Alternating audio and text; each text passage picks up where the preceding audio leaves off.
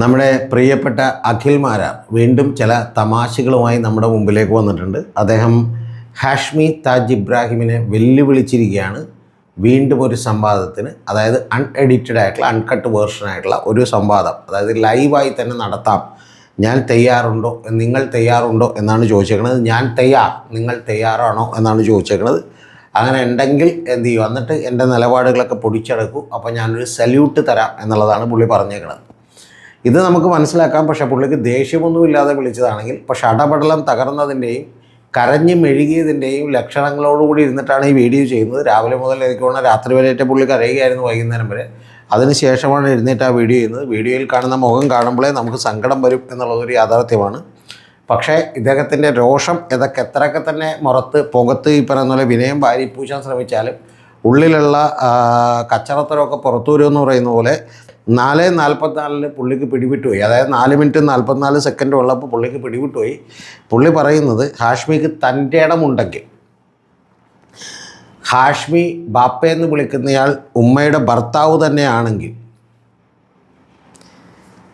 ലൈവായിട്ട് പ്രോഗ്രാം നടത്തൂ, എന്നിട്ട് മാറ്റി പറഞ്ഞ നിലപാടുകൾ പൊളിച്ചെടുക്കൂ എന്നുള്ളതാണ്. എന്ന് പറഞ്ഞാൽ എനിക്ക് എൻ്റെ പൊന്നുമാരാരെ ആ പാവം ഹാഷ്മി എന്ന് പറയുന്നത് സ്വന്തം ജോലി ചെയ്തെന്ന് മാത്രമേ ഉള്ളൂ. മാരാർ തന്നെ പറഞ്ഞിട്ടുള്ള നിലപാടുകൾ വീണ്ടും വീണ്ടും കാണിച്ചപ്പോഴത്തേക്കും മാരാർക്ക് തന്നെ പിടിച്ചു വെക്കാൻ പറ്റിയില്ല. ഇനി സത്യം പറഞ്ഞാൽ മാരാർ വേറെ ആരുടെയെങ്കിലും അടുത്ത് ഇൻ്റർവ്യൂ ഉണ്ടെങ്കിൽ മാരാറുടെ ഇൻ്റർവ്യൂ കൃത്യമായി കണ്ടിട്ടുള്ള ആൾക്ക് ഓരോ 3 മിനിറ്റിലും മാറുന്ന മാരാരെ കാണാൻ പറ്റും എന്നുള്ളതാണ് വാസ്തവം. അതുകൊണ്ട് മാരാർ വെറുതെ ആരുടെയെങ്കിലും തന്തക്കൊന്നും വിളിച്ചിട്ട് കാര്യമില്ല. ശരിക്കും പറഞ്ഞാൽ മണ്ടത്തരം നിർത്തി മാരാർ തന്നെ സ്വന്തം ഇൻ്റർവ്യൂ കേട്ട് എന്തൊക്കെ അബദ്ധങ്ങളാണ്, എന്തൊക്കെ വേഷം കെട്ടുകളാണ് എന്നുള്ളത് മനസ്സിലാക്കൂ. അല്ലാതെ ഇത് വിളിച്ചത് കൊണ്ട് ഹാഷ്മിക്കൊന്നും സംഭവിക്കാനില്ല. ഹാഷ്മി പറയുന്ന പോലെ മര്യാദക്കുള്ള വീട്ടിൽ ജനിച്ചതാണ്, നല്ലയാളാണ്. അതുകൊണ്ട് ഹാഷ്മിക്ക് ഒരു പുല്ലും സംഭവിക്കാനില്ല. താങ്കളുടെ നിലവാര തകർച്ച ഏതാണ്ട് പൂർണ്ണമാകുന്നു എന്ന് മാത്രമേ ഇതിനർത്ഥമുള്ളൂ. ഇനി ഈ വീഡിയോയിലേക്ക് വന്നാൽ വീഡിയോയിൽ വലിയ ജോക്കുകൾ, തമാശകളുണ്ട്. സീരിയസ് ആയിട്ടൊന്നും കേൾക്കണ്ട. അതിൽ പറയുന്നത് ജനകീയ കോടതിയിലേക്ക് വിളിച്ചപ്പോൾ ഞാൻ വന്നത് വെറും വിഡ്ഢിയായതുകൊണ്ടല്ലെന്നാണ്. പക്ഷേ അത് പുള്ളി വെറും പമ്പര വിഡ്ഢിയും കോവർ കഴുതയും ആയതുകൊണ്ടാണ് അങ്ങോട്ട് ചെന്ന് കയറി കൊടുത്തത്. കാരണം എന്താണെന്ന് വെച്ചാൽ കയ്യിലൊരു തേങ്ങയുമില്ല, ഒരു കോപ്പുമില്ല എന്നുള്ളത് താങ്കൾ മനസ്സിലാക്കണം. താങ്കൾക്കൊരു വിവരവുമില്ല, യഥാർത്ഥത്തിൽ ബോധവുമില്ല, വെളിവുമില്ല. എൻ്റെ ഉള്ളിൽ ഉറച്ച സത്യവും നീതിയും ഉള്ളതുകൊണ്ടാണ്. ഭയങ്കരമായി പോയി. സത്യവും നീതിയും ഉള്ളതുകൊണ്ടല്ല, ആക്രാന്തം ഉള്ളതുകൊണ്ടാണ്. മനസ്സിലായി? അത്രയല്ലാതെ വേറെ കാര്യമൊന്നുമില്ല. പിന്നെ സ്വന്തം വെളിവില്ലായ്മ ഉള്ളതുകൊണ്ട്, അതായത് ഞാനെന്തോ സൂപ്പറാണ്, ഞാൻ ഗംഭീരനാണ് എന്നൊക്കെ വിചാരിക്കുന്നുണ്ട്. പണ്ട് പറഞ്ഞല്ലോ, അതായത് ഹാഷ്മി താജ് ഇബ്രാഹിമിനെ കുറിച്ച് താങ്കൾ പറഞ്ഞിരുന്നു, മൈത്രേനെ അടിച്ച് മടക്കിയാനെ ഹാഷ്മി ആയതുകൊണ്ടാണെന്നാണ്, ഹാഷ്മിക്ക് ബോധവും വെളിവില്ലാത്തതുകൊണ്ടാണെന്നാണ്. ഹാഷ്മിയുടെ അടുത്ത് ഇതാണെങ്കിൽ ഇനി മൈത്രേൻ്റെ കൺമുമ്പിലേക്കൊന്നും ചെന്ന് പെടലേട്ടാ. ആകെ തലവേദന. മൈത്രേനൊന്നും താങ്കൾ ഉദ്ദേശിക്കുന്ന ആളല്ല. മനസ്സിലായ? താങ്കൾ മറ്റേ കടലെ കടുകൊക്കെ പൊതിഞ്ഞുണ്ടെന്ന് പേപ്പർ മാത്രം വായിച്ചിട്ടുള്ളൂ. അതുപോലെയല്ല പുള്ളിയൊക്കെ. അതുകൊണ്ട് എന്ത് ചെയ്യണം, നമ്മൾ ഒരാളെ അങ്ങനെ അണ്ടർ എസ്റ്റിമേറ്റ് ചെയ്യരുത്. മനസ്സിലായല്ലോ? ഓക്കെ. ഇനി ഇത് വിളിച്ചപ്പോൾ കുറേ പേര് പുള്ളിയെടുത്ത് പറഞ്ഞു ഹാഷ്മി നെറികേട് കാണിക്കും, പഴയ സംവാദത്തിലെ ക്ഷീണം തീർക്കാൻ. ഞാൻ പറഞ്ഞു അല്ല, ഹാഷ്മി ഒരു നല്ല മാധ്യമ പ്രവർത്തകനാണ്, അത് ചെയ്യില്ല എന്ന് പറഞ്ഞു. അതിന് എന്താണ് പുള്ളി ചെയ്തത്? പുള്ളി കുറേ ചോദ്യങ്ങൾ ചോദിച്ചാൽ, അല്ലാതെ പുള്ളി എന്താ താങ്കളെ പിടിച്ച് കടിച്ചാവല്ല. ഇനി വൃത്തികെട്ടവൻ അതിഥികളുമായി വിളിച്ച ആളുകളോട് അതായത് പുള്ളി അതിഥികളായി വിളിച്ചിട്ടുള്ള ആൾ, ഈ പറയുന്ന പോലെ ജിൻഡോ ജോണായിരുന്നു അവിടെ വന്നിരുന്നത്. അപ്പോൾ അതുപോലെയുള്ള ആളുകളോട് എങ്ങനെ സംസാരിക്കണം എന്ന് പറഞ്ഞു കൊടുക്കുന്നത് പുള്ളി കേട്ടു എന്ന്. അതായത് എനിക്ക് തോന്നുന്ന വോയിസ് ക്ലിപ്പ് എന്തെങ്കിലും പുള്ളി കേട്ടിട്ടുണ്ടാവും. അങ്ങനെ കേട്ടപ്പോഴാണ് നിങ്ങൾ എത്ര വൃത്തികെട്ടവനാണെന്ന് എനിക്ക് പറഞ്ഞത്. ആർക്കും അവിടെ ഒന്നും പറഞ്ഞു കൊടുക്കേണ്ട ആവശ്യമില്ല എൻ്റെ മാരാരെ. മനസ്സിലായ? മാരാർ എന്നല്ല താങ്കളിപ്പോൾ ആളുകൾ വിളിക്കണം, മാരാർ എന്നുള്ളതാണ്. കഴിഞ്ഞിട്ടൊരു കോമയും പിന്നെ ഒരു മാരാരുമാണ്. ഈ കോമയും മായും ഒക്കെ എടുത്തു കളയരുത് എന്നുള്ളത് പ്രത്യേകം ഞാൻ പറയട്ടെ, അർത്ഥം മാറിപ്പോവും. അപ്പോൾ അതുകൊണ്ട് അതവിടെ നിൽക്കട്ടെ. എന്നെ പൊളിച്ചെടുക്കുന്ന പിന്നെ അദ്ദേഹം പറയുന്നത് ഹാഷ്മിയുടെ ഉള്ളിലെ വൃത്തികെട്ട രാഷ്ട്രീയം മറ്റൊന്നായതുകൊണ്ടാണ് എൻ്റെ രാഷ്ട്രീയം മനസ്സിലാകാത്തതെന്നാണ്. താങ്കളുടെ രാഷ്ട്രീയ പ്രത്യയശാസ്ത്രം എന്ന് വെച്ചപ്പോൾ ഹാഷ്മി ഉദ്ദേശിച്ച വാക്കാണ് കറക്റ്റ്. മണ്ണാങ്കട്ട, ഒരു തേങ്ങയുമില്ല എന്ന് പറഞ്ഞാണ് കറക്റ്റ്. ഇനി മാറ്റിപ്പറഞ്ഞ 5 അഭിപ്രായങ്ങൾ പറയാൻ പറഞ്ഞപ്പോഴത്തേക്കും ബിഗ് ബോസിൽ പോകുന്നില്ല എന്ന് പറഞ്ഞു. ഇത് നിങ്ങൾ ശ്രദ്ധിച്ചേക്കണം. ബിഗ് ബോസിൽ പോകുന്നില്ല എന്ന് പറഞ്ഞല്ലോ. ആ ബിഗ് ബോസിൽ പോകുന്നതിനേക്കാൾ ഭേദം ലുലു മാളിൽ ചെന്ന് തുണിപൊക്കി കാണിക്കുന്നതാണ് എന്നൊരു അഭിപ്രായം പറഞ്ഞു. അത് പറഞ്ഞല്ലോ എന്ന് ചോദിക്കുമ്പോൾ പുള്ളി ഉടനെ തന്നെ പറയുകയാണ്, ബിഗ് ബോസിൽ പോകുന്നില്ലെന്നും പോകുമെന്നും ഞാൻ പറഞ്ഞിട്ടുണ്ട് നേരത്തെ തന്നെയാണ്. അതായത് ബിഗ് ബോസിന് മുമ്പ് തന്നെ പോകില്ല പോകുമെന്ന് പറഞ്ഞിട്ടുണ്ട്. അത് തന്നെ നിലപാട് മാറ്റുമല്ലേ. ഇനി അത് പോട്ടെ, അതിലൊരു അഭ്യാസമുണ്ട്. കാരണം പോകുമെന്ന് പറഞ്ഞത് മറ്റേ സെലക്ഷൻ കിട്ടാറായപ്പോഴാണ് അവർ വിളിച്ച് സംസാരിച്ചപ്പോഴാണ് പുള്ളി ആ ഡയലോഗ് ഇട്ടേക്കുന്നത്. പിന്നെ ചോദിക്കുന്നത് സാബു ജേക്കബിൻ്റെ കയ്യിൽ നിന്ന് എത്ര കിട്ടി എന്നാണ് പുള്ളി ചോദിക്കുന്നത്. കിറ്റക്സ് ആണോ 24 ന്യൂസിന് ഫണ്ട് ചെയ്യുന്നത്? നിങ്ങൾ എന്തടിസ്ഥാനത്തിലാണ് സാബു ജേക്കബിനെതിരെയുള്ള കാര്യങ്ങൾ ചോദിക്കാതിരിക്കുന്നത് എന്നുള്ളതാണ് ചോദിക്കുന്നത്. പിന്നെ കുറേ കൊട്ടാരക്കരയിൽ കൊടിക്കുന്നിൽ സുരേഷിൻ്റെ കാര്യങ്ങൾ, നേരത്തെയുള്ള കള്ളങ്ങൾ. കൊടിക്കുന്നിൽ സുരേഷ് ഏതോ റേഷനറി കട്ട ഒരുത്തനും ഇവർ പിടിച്ചപ്പോൾ അവനെ വിടാൻ പറഞ്ഞു എന്നൊക്കെയാണ് പുള്ളി പറയുന്നത്. പക്ഷെ അതൊന്നും താങ്കൾ പറയുന്നത് ക്രെഡിബിൾ ആയിട്ടുള്ള കാര്യമല്ലാത്തതുകൊണ്ടാണ് അതൊന്നും ചോദിക്കാത്തത്, അല്ലാതെ വേറൊരു കാര്യമില്ല. പിന്നെ ഹാഷ്മിക്ക് തികഞ്ഞ ബോധ്യമുണ്ട് താങ്കളെ സാബു പറ്റിച്ചിട്ടില്ലെന്നും സാബുവിനെ പറ്റി താങ്കൾ പറയുന്ന കാര്യങ്ങൾ തെറ്റാണെന്നും ബോധ്യമുണ്ടെങ്കിൽ അതിന് കാശൊന്നും മേടിക്കണ്ട, അല്ലാതെ തന്നെ പറയാം. കാരണം താങ്കൾ തന്നെ പറയുന്നത് അടപടലം പൊളിഞ്ഞല്ലോ. അതായത് കിറ്റക്സ് സാബു മറ്റേ താങ്കൾ ചിലവാക്കിയ വെള്ളത്തിൻ്റെയും ഭക്ഷണത്തിൻ്റെയും അടക്കം കാശ് കിറ്റക്സ് സാബു തന്നു എന്ന് പറഞ്ഞു. ആരാണ് അങ്ങനെ തന്നത്? അപ്പോൾ അങ്ങനെ ഒരു ലക്ഷം. പക്ഷേ താങ്കൾക്കത് പോരാ, കുറച്ച് ചില്ലറയും കൂടി കിട്ടണം. താങ്കൾ തന്നെ അതിൽ പറഞ്ഞത് 5 ലക്ഷം രൂപ താങ്കളെ സ്ഥാനാർത്ഥിയാക്കി പ്രഖ്യാപിച്ചതിൻ്റെ പിറ്റേ ദിവസം അക്കൗണ്ടിലേക്ക് ഇട്ടിട്ടുണ്ട് എന്ന് പറയുമ്പോൾ താങ്കൾ പറഞ്ഞു അതെടുത്ത് ചിലവാക്കാൻ പറ്റില്ലെന്നാണ്. അതെടുത്ത് ചിലവാക്കാൻ പറ്റില്ലെങ്കിൽ എന്ത് ചെയ്യണം? താങ്കൾ എന്ത് ചെയ്യണം? കള്ളക്കണക്ക് എഴുതി ചിലവാക്കണമെന്നാണ് താങ്കൾ പറയുന്നത്. എന്തൊക്കെയാണ് അഖിൽമാരാരെ വന്നിട്ട് പറയണത്? പിന്നെ മാധ്യമപ്രവർത്തകൻ എന്നുള്ള ആൾക്ക് വലിയ പരാജയമാണ്. അതുകൊണ്ട് ഒരിക്കൽ കൂടി വെല്ലുവിളിക്കുന്നു എന്നാണ് പറയുന്നത്. എഡിറ്ററിൻ്റെ സഹായമില്ലാതെ PCR-ൽ നിന്നുള്ള, അതായത് ഈ പറയുന്ന പ്രൊഡക്ഷനിൽ നിന്നുള്ള നിർദ്ദേശങ്ങളില്ലാതെ, ചെവിയിൽ പറഞ്ഞു കൊടുക്കുന്ന വാക്കുകളില്ലാതെ എന്നോട് നേർക്ക് നേരെ മുട്ടാൻ വാ എന്നാണ് പറയുന്നത്. എൻ്റെ പൊന്നും ആരാരെ, വെറുതെ ചെന്ന് ഇനി എന്ത് ചെയ്യണ്ട, ഇനി ഒന്നുകൂടി തകരണ്ട. ഞാൻ അഖിൽമാരാരെ അതിനകത്ത് ഉന്നയിച്ച 2-3 കാര്യങ്ങൾ എനിക്ക് ചോദിക്കാനുണ്ട്. ഒന്ന് ജസ്റ്റ് ഒന്ന് കേൾക്ക്. അപ്പോൾ അഖിൽമാരാർ പറയുന്നത് മറ്റേ ഇന്ദിരാഗാന്ധി എന്തിനാണ് ഫിറോസ് ഗാന്ധി എന്ന് പറയുന്ന ഭർത്താവിൻ്റെ പേര് വെക്കാതെ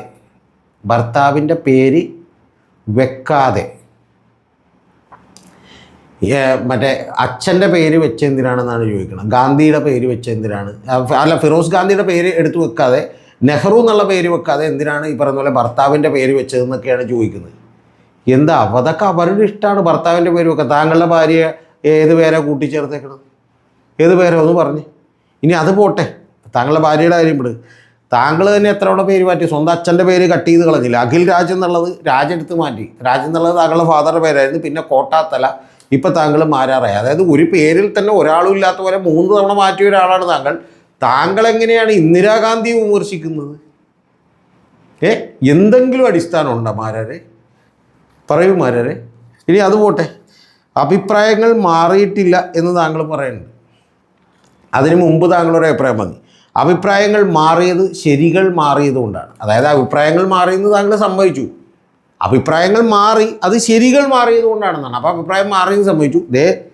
13ാമത്തെ സെക്കൻഡിൽ പുള്ളി പറയുന്നതാണ് അഭിപ്രായങ്ങൾ മാറിയിട്ടില്ല, ഇനി ഒരിക്കലും മാറില്ല എന്നുള്ളതാണ്. പിന്നെ താങ്കൾ പറയുന്നൊരു വാചകം BJP-യിൽ അത് കുറച്ച് കൂടുതൽ കടുത്തായി പോയിട്ടാണ്. കാരണം ഒന്നുമില്ലെങ്കിൽ ആ BJP-ക്കാർ താങ്കളുടെ ഒപ്പം ഇലക്ഷൻ കുറേ സഹായിച്ചല്ലേ. അതുകൊണ്ട് കേട്ടപ്പോൾ എനിക്ക് പോലും സങ്കടം വന്നു. ഞാൻ കഷ്ടം തോന്നി എനിക്ക് ആ BJP-ക്കാരോട്. BJP-യിൽ പോയിട്ടില്ല, പക്ഷേ താങ്കൾ NDA ചേർന്നു എന്ന് പറഞ്ഞാൽ NDA ചേർന്നു പറഞ്ഞാൽ BJP-യുടെ ഏറ്റവും വലിയ കക്ഷി. അപ്പോൾ അവരുടെ ഒപ്പം ചേർന്നു. അപ്പോൾ അത് തന്നെ ഒരു മണ്ടത്തരാണ്. ഇനി അതും പോട്ടെ, താങ്കൾ പറയുന്ന വാചകം എന്താണെന്ന് വെച്ചാൽ ഒന്ന് ആലോചിച്ച് നോക്കണം. നിങ്ങളിത് കേൾക്കണം ശ്രദ്ധിച്ചിട്ടാണ്. ദേശീയതയും വിഭാഗീയതയും, അതായത് മതപരമായിട്ടുള്ള ഭിന്നിപ്പുകളും വളർത്തിക്കൊണ്ടാണ്, അതായത് വർഗീയതയും വളർത്തിക്കൊണ്ടാണ് BJP-യുടെ ക്ലച്ച് പിടിക്കുന്നത്. അത് അവരുടെ 2 ഈ പറയുന്ന പോലെ ആയുധമാണ്. ആ 2 ആയുധങ്ങൾ ഉപയോഗിച്ചുകൊണ്ടാണ് BJP-ക്ക് നിൽക്കാൻ കഴിയുള്ളൂ എന്നാണ് പറയുന്നത്. എന്ന് പറഞ്ഞാൽ BJP ഈ പറയുന്ന ഹിന്ദു മുസ്ലിം, അത് വ്യക്തമായിട്ടാണ് പറയുന്നത്, ഹിന്ദു മുസ്ലിം തമ്മിലുള്ള കോൺഫ്ലിക്റ്റുകൾ വർദ്ധിപ്പിക്കാൻ ശ്രമിക്കുന്ന ഒരു പാർട്ടിയാണെന്ന് പറയണം.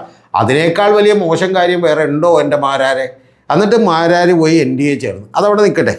ഇനി അത് കഴിഞ്ഞിട്ട് മാരാർ പറയുന്ന അടുത്ത ഡയലോഗുണ്ട്, ഞാൻ ചേരില്ല. ഇനി അടുത്തത് 1.5 കൊല്ലം മുമ്പ് മാരാർ ഇതേ ഇൻ്റർവ്യൂ തന്നെ പറഞ്ഞു. 1.5 കൊല്ലം മുമ്പ് മാരാർ തന്നെ പറഞ്ഞത്, ഞാനല്ല. RSSനെ കണ്ടു, എന്നെ പിന്തുണക്കണമെന്ന് പറഞ്ഞു. കൊട്ടാരക്കരയിൽ ഞാൻ സ്വതന്ത്രനായിട്ട് നിന്നാൽ എന്നെ പിന്തുണക്കില്ലേ ചേട്ടാ, എന്നെ പിന്തുണക്കണേ കണ്ണ മോനെ എന്നൊക്കെ വിളിച്ചു. എന്ന് പറഞ്ഞാൽ എന്നെ പിന്തുണക്കണമെന്നുള്ളതാണ്. അപ്പോൾ താങ്കൾ പറയുന്ന മതപരമായ ഭിന്നിപ്പ് ഈ സമൂഹത്തിൽ ഉണ്ടാക്കാൻ നോക്കുന്ന BJP-യുടെ വോട്ട് താങ്കൾക്ക് വേണം. അത് കിട്ടിയാൽ താങ്കൾ നക്കിയെടുക്കാം എന്നാണ് ഈ പറയണത്. ഇനി അടുത്തത്, BJPയെയും കണ്ടു. BJPയും ഒരു സ്വതന്ത്ര പിന്തുണ. പിന്നെ അവർക്ക് താങ്കളുടെ ഉടായ്പ മനസ്സിലായതുകൊണ്ട് അവർ പറഞ്ഞു ഞങ്ങൾക്ക് ആ സ്കീമില്ല, ഞങ്ങളൊരു സ്വതന്ത്രനെ പിന്തുണക്കുന്നില്ല എന്ന് പറഞ്ഞു. പക്ഷെ അവർ റോബിൻ രാധാകൃഷ്ണന് സീറ്റ് കൊടുത്തു, പക്ഷെ താങ്കൾക്ക് തന്നില്ല. കാരണം താങ്കൾ അതിനേക്കാളും ഇതാണെന്ന് അവർക്ക് മനസ്സിലായി. പിന്നെ കൊട്ടാരക്കര കിട്ടണമെന്ന് വിചാരിച്ചാണ് ഇരുന്നത്. അതിനുവേണ്ടി BJPയെയും ഇതുപോലെ NDAയും ഇവരൊക്കെ 1.5 കൊല്ലം മുമ്പ് കണ്ടു. ഇത് കഴിഞ്ഞതിന് ശേഷം ഇവൻ കോൺഗ്രസ്സുകാരെ കണ്ട് രമേശ് ചെന്നിത്തലയും അതുപോലെ VD സതീശനെയും ബാക്കിയുള്ള ആളുകളെയൊക്കെ കണ്ട് അവിടെ സീറ്റ് കിട്ടാനുള്ള പദ്ധതികൾ നോക്കിയിരുന്നു. അതിന് കൊടിക്കുന്നിൽ സുരേഷ് പാര വെച്ചതാണ്. പഴയൊരു കേസ് ഉണ്ടായതുകൊണ്ട് കൊടിക്കുന്നിൽ സുരേഷ് മോശക്കാരനാണ്. അതുകൊണ്ട് കൊടിക്കുന്നിൽ സുരേഷ് ഐഷ പോറ്റിയെ വിളിച്ചിട്ട് വന്നതെന്നാണ്. പിന്നെ കൊടിക്കുന്നിൽ സുരേഷ് ഐഷ പോറ്റിയെ വിളിച്ചിട്ട് വന്നത് എന്തായിക്കോട്ടെ, അത് അവരുടെ ഏറ്റവും നല്ല തീരുമാനമാണ്. ഐഷ പോറ്റി അവിടെ മത്സരിച്ച് ജയിച്ച ഒരാളാണ്, മനസ്സിലായ? ഐഷ പോറ്റി അവിടെ മത്സരിച്ച് ജയിച്ച് ബാലകൃഷ്ണപിള്ളയെ തോൽപ്പിച്ച ഒരാളാണ്. അതിൻ്റെ പുറത്ത് താങ്കളാരാണ്? താങ്കളെക്കാൾ നല്ലൊരു സ്ഥാനാർത്ഥിയെ കിട്ടണമെന്ന് തോന്നിയാൽ അത് ഉറപ്പായിട്ടും കൊടിക്കുന്നിൽ സുരേഷ് ചെയ്യണം. പിന്നെ അടുത്തത് മാരാര് പറയണത് രാജ്യവിരുദ്ധരാണ്. അതായത് BJP എതിർക്കുന്നവർ രാജ്യവിരുദ്ധരാണ്. BJPയുടെ പക്ഷം രാജ്യത്തോട് ചേർന്ന് നിൽക്കുന്ന പക്ഷമാണെന്ന് പറയുന്നത്. രാജ്യത്തോട് ചേർന്ന് നിൽക്കുന്ന പക്ഷമുള്ളവരാണോ മാരാരെ ഹിന്ദുവും മുസ്ലിമും തമ്മിൽ വിഭജനം ഉണ്ടാക്കാൻ വേണ്ടി ശ്രമിക്കുന്നത്? എന്താണ് താങ്കൾ ഈ പറയുന്നത് എൻ്റെ മാരാരെ? ഇനി ഞാൻ കഴിഞ്ഞ വീഡിയോയിൽ പറയാതിരുന്നൊരു കാര്യമാണ്, ഞാനത് ഈ വീഡിയോയിൽ പറയാമെന്ന് വിചാരിച്ചു. കാരണം എന്ന് വെച്ചാൽ മാരാരെ സ്കിറ്റെക്സ് ആകുമ്പോൾ കുനിച്ചിരുത്തി കൂമ്പനിടിച്ചു എന്ന് എനിക്ക് സംശയമുണ്ട്. അതാണ് പുള്ളിയുടെ ദേഷ്യം എന്നുള്ളത്. കാരണം പുള്ളി ഈ പറയുന്ന പുള്ളിയെ ഇങ്ങോട്ട് വിളിച്ചെണ്ണു വന്ന് ചതിച്ചു എന്ന് പറയുന്നത്. ഇതിന് വേറൊരു കാര്യം പറയാനുണ്ട്. വിളിച്ചെണ്ണു വന്ന് ചതിച്ചു, ലാസ്റ്റ് പുള്ളിക്ക് നിവർത്തികെട്ട് പുള്ളി തൃക്കാക്കര ഏറ്റെടുക്കേണ്ടി വന്നു എന്നാണല്ലോ പറയുന്നത്. കൂമ്പനടിച്ച കാര്യത്തിലേക്ക് വരട്ടെ, ഇതൊന്ന് പറഞ്ഞിട്ട് വരാം. അതായത് വന്നെന്നാണല്ലോ പറയണം. അപ്പോൾ പുള്ളി പറയുന്നത് എന്താ വെച്ചാൽ, അതായത് പുള്ളീനെ ആദ്യം കൊട്ടാരക്കര തരാമെന്ന് ഉറപ്പ് പറഞ്ഞിരുന്നു. പക്ഷേ രാജീവ് ചന്ദ്രശേഖരൻ ഉറപ്പ് പറഞ്ഞു, അത് കിട്ടിയില്ല. കാരണം അവിടെ രശ്മി വന്നപ്പോഴത്തേക്കും അത് മാറിപ്പോയി. അതിനുശേഷം എന്ത് ചെയ്തു? തൃപ്പൂണിത്തുറ കിട്ടുമെന്ന് ചോദിച്ചു. അത് രണ്ടും BJPക്ക് ഹോൾഡറുള്ള സീറ്റുകളാണ്. അവിടെ കിട്ടുമോ, അതായത് വിഭാഗീയത ഉണ്ടാക്കുന്ന ആളുകളുടെ വോട്ട് കിട്ടുമോയെന്ന് വെച്ചാൽ പുള്ളി അവിടെ കിടന്ന് കുറേ മാറ്റി കിട്ടിയില്ല. തൃക്കാക്കര കിട്ടി. ഇത് കഴിഞ്ഞ ശേഷം ഒരു വീഡിയോ കാണിക്കുന്നുണ്ട്. ആ വീഡിയോ കാണിച്ചിട്ട് ഹാഷ്മി ആകെ ചോദിക്കുന്നത് ഇതെന്താ മാരാര്, ഇതെന്താണ് ഇത് എന്ന് ചോദിക്കണം. ആ വീഡിയോയിൽ പുള്ളി പറയണത് എന്താണെന്നറിയാമോ നിങ്ങൾക്ക്? ആ വീഡിയോയിൽ പുള്ളി പറയുന്നത് മാരാര് ഞാൻ ശരിക്കും പറഞ്ഞാൽ ഏറ്റവും ആദ്യമേ തന്നെ ചോദിച്ചത് തൃക്കാക്കരയാണ്. എന്നോട് കിറ്റക് സാബ് പറഞ്ഞു ആദ്യം നമുക്ക് ഏറ്റവും കൂടുതൽ ഹോൾഡ് ഉള്ളത് കുന്നത്തേടാണ്, രണ്ടാമത്തത് പെരുമ്പാവൂരാണെന്ന് പറഞ്ഞു. പക്ഷേ എനിക്കത് വേണ്ട, നിങ്ങൾക്കൊരു ഹോൾഡും ഇല്ലാത്ത സ്ഥലം എനിക്ക് തരൂ, അവിടെ ഞാൻ വിജയിക്കാം എന്ന് പറഞ്ഞു. 10,000 വോട്ട് ചേർക്കണം, വേറെ ആനയാണ് തേനയാന്നൊക്കെ പറഞ്ഞു, പല മണ്ടത്തരങ്ങളൊക്കെ പറഞ്ഞു. അതിനുശേഷം ശരിക്കും വന്നിട്ടുണ്ടെങ്കിൽ ആര് വോട്ട് ചേർക്കും? കാരണം അവിടെ ആകെ ആളുകളില്ല. അപ്പോൾ പുള്ളി എന്ത് ചെയ്തു? അവിടെ മത്സരിക്കാം. അങ്ങനെ ഞാൻ സ്വപ്നം കണ്ട ഒരു സീറ്റ് എനിക്ക് ലഭിച്ചതിന് ഞാൻ ദൈവത്തിനോട് കിറ്റക് സാബുവിനോട് നന്ദി പറയുന്നത് പറഞ്ഞ ആൾ 1.5 ആഴ്ച കഴിഞ്ഞപ്പോൾ പറഞ്ഞു നിങ്ങൾ എന്നെ ചതിച്ച്, പിന്നെ എനിക്കൊരു നിവൃത്തിയില്ലാതായി, അങ്ങനെയാണ് ഞാൻ തൃക്കാക്കരയിൽ നിന്നതെന്ന് പറയണം. ഇനി ഈ സംഭവത്തെ കണക്ട് ചെയ്തുകൊണ്ട് പുള്ളി പറയണ വാചകം എന്ന് വെച്ചാൽ പുള്ളി പറയണത്, ഒരു ഉദാഹരണം പറയുകയാണ്. ഇപ്പം എങ്ങനെ ദേഷ്യം വരായിരിക്കും? കാരണം ഹാഷ്മി താജ് ഇബ്രാഹിം ഇപ്പം മാതൃഭൂമിയിൽ വർക്ക് ചെയ്യുമ്പോൾ ശ്രീകണ്ഠൻ നായർ എന്നിട്ട് 5 ലക്ഷം രൂപ ശമ്പളം തരാമെന്ന് പറഞ്ഞാൽ അവിടെ നിങ്ങോട്ട് വിളിച്ചിട്ട് പറഞ്ഞേ. അങ്ങനെ 5 ലക്ഷം രൂപ ശമ്പളം തരാമെന്ന് പറഞ്ഞാൽ അവിടെ നിങ്ങോട്ട് വിളിച്ചിട്ട് പോരുമ്പോഴേക്കും ഇവിടെ വന്നതിന് ശേഷം ജോലി ഇല്ല എന്ന് പറഞ്ഞാൽ എന്തായിരിക്കും എന്ന് ചോദിച്ച് നിർത്തിയാൽ കുഴപ്പമില്ല. കാരണം അതൊരു താരതമ്യം ചെയ്യാവുന്ന ഒരു ഉദാഹരണമല്ല. പുള്ളി അങ്ങനെയല്ല പറയുന്നത്. പുള്ളി പറയുന്നത് അവിടെ വെച്ച് ജോലി ഇല്ലെന്ന് പറയുകയും പിന്നെ കുനിച്ചു നിർത്തി കൂമ്പിനിടിക്കുകയും ചെയ്യുന്നതാണ്. അതിൻ്റെ ആവശ്യം എന്താ? ഒരാൾക്ക് നമുക്കിപ്പോൾ വിളിച്ചിട്ട് വന്നു, ചിലപ്പോൾ നമുക്ക് ജോലി കൊടുക്കാൻ പറ്റിയില്ലെങ്കിൽ ഓക്കെ, അവിടെ വെച്ച് ജോലി ഇല്ലെന്ന് പറയില്ല, അത് ജോലി ഇല്ലെന്ന് പറയുകയും പിന്നെ ഒരുത്തനെ കുനിച്ചിരുത്തി കൂമ്പിനിടിക്കുകയും ചെയ്യണമെന്നുണ്ടെങ്കിൽ ഒന്നില്ലെങ്കിൽ അവൻ്റെ വായിൽ നിന്ന് എന്തെങ്കിലും വേണ്ടാത്തരം ഉണ്ടായിട്ടുണ്ടാണോ, അല്ലെങ്കിൽ മോശം കാര്യം ഉണ്ടായിട്ടുണ്ടാണോ. അല്ലാതെ ഒരാളെ നമ്മൾ ഇഷ്ടത്തോടുകൂടി വേറൊരു സ്ഥലത്ത് ജോലി ചെയ്യുന്ന ഒരാളെ വിളിച്ചിട്ട് വന്ന് ഇവിടെ വന്നതിന് ശേഷം ചിലപ്പോൾ ഊണ് തരാമെന്ന് പറഞ്ഞ് വിളിച്ചിട്ട് വന്ന് ഇലയിട്ടിട്ട് ഊണില്ല എന്ന് വേണമെങ്കിൽ പറഞ്ഞുകൂടാ. പക്ഷെ അവനെ കുനിച്ചിരുത്തി കൂമ്പിനിടിക്കുന്ന ആദ്യമായിട്ടൊക്കെയാണ്. അപ്പം എൻ്റെ ബലമായ സംശയം ഈ ഉദാഹരണം വന്നതിലൂടെ കിറ്റക് സാബു അങ്ങനെ ചെയ്തിട്ടുണ്ടെന്നാണ്.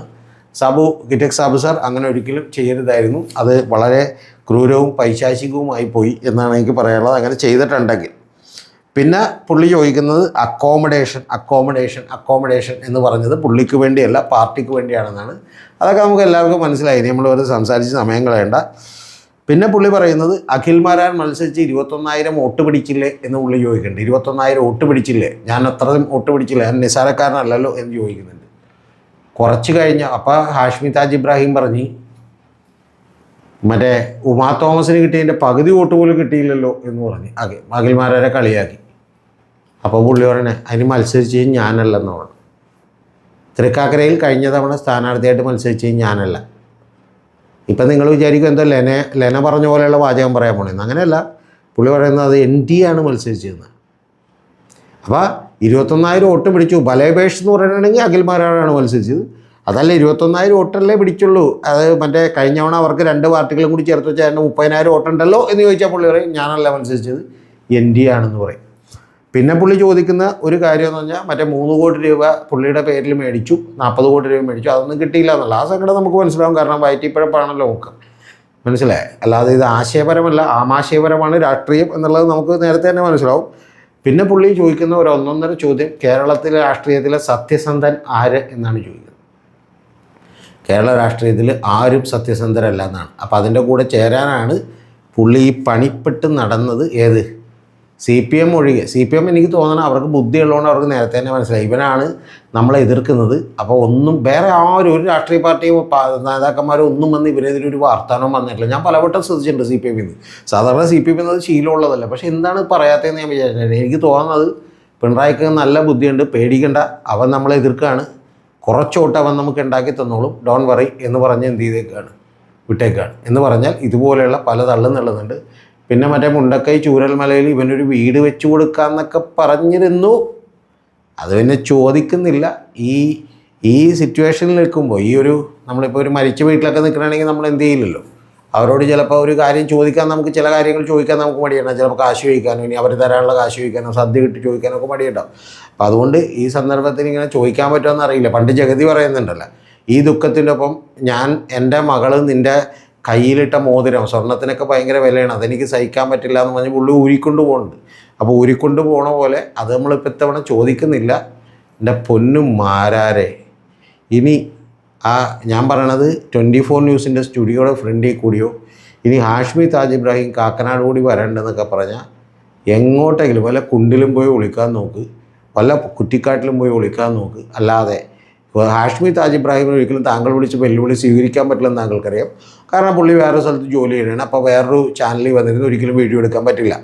ഇനി രണ്ടാമത്തെ കാര്യം എന്ന് പറഞ്ഞാൽ പുള്ളിക്ക് അതേ ചാനലിൽ തന്നെ ഒരു ആളിങ്ങനെ വെല്ലുവിളിച്ചു എന്നുള്ളതുകൊണ്ട് അവർ നേരെ എന്ത് ചെയ്തു, 1 മണിക്കൂർ ലൈവ് ഈ പരിപാടിയായിട്ട് നടത്തും എന്നൊന്നും അങ്ങനെയൊന്നും ബോധമുള്ള ഒരു ചാനലും സമ്മതിക്കില്ല. ഹാഷ്മി അവിടുത്തെ ജീവനക്കാരൻ മാത്രമാണ്. അതുകൊണ്ട് അത് നടക്കില്ലെന്നറിയാവുന്നതുകൊണ്ട് ഇത്തരത്തിലുള്ള ഫേക്ക് വെല്ലുവിളികളൊക്കെ നടത്തി ഞാൻ ഈ പറയുന്ന പോലെ ഹീറോയുടെ മാസടാന്നൊക്കെ കാണിക്കാനുള്ള ചെറിയ തരികിട നമ്പറുകളൊക്കെ എന്ത് ചെയ്യും, എടുത്ത് കയ്യിൽ വെക്ക്. ഇതൊക്കെ ബോധമുള്ള എല്ലാവർക്കും മനസ്സിലാവും. ഇനി അത്രയും ബോധമില്ലാത്ത ആളുകൾ മാത്രമേ താങ്കളെ പിന്തുണക്കാൻ ഉണ്ടാവുള്ളൂ. അതുകൊണ്ട് ഈ വേഷം കെട്ടൊക്കെ നിർത്ത്, ആരുടെയെങ്കിലുമൊക്കെ തന്തയ്ക്ക് വിളിക്കുന്ന പണി നിർത്ത്.